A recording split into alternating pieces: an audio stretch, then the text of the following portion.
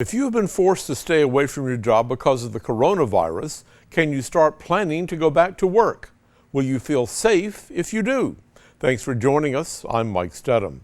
As Athena Jones shows us, there is now a new federal plan in place that would reopen parts of the country.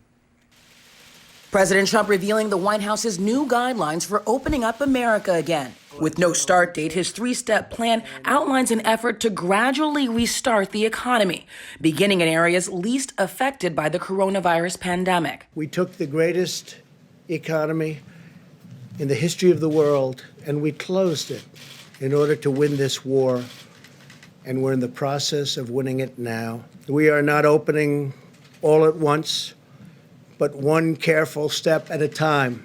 In phase one, a soft reopening of parts of the United States. For example, while the vulnerable still shelter in place, working from home will still be encouraged, but some Americans can slowly begin to go back to their offices.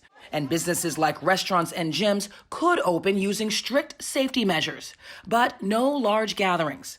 Phase two will relax some social distancing efforts, like opening schools and allowing elective surgeries and non-essential travel again.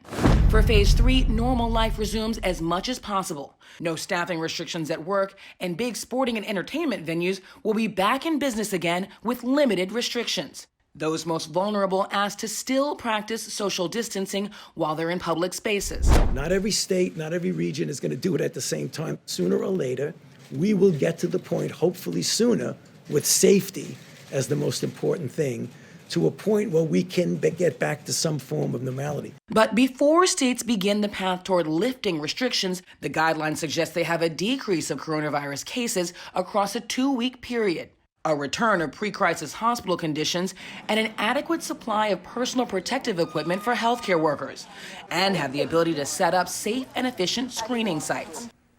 President Trump made it clear in a conference call to governors across the country that they will make the final call on when and how to reopen their states.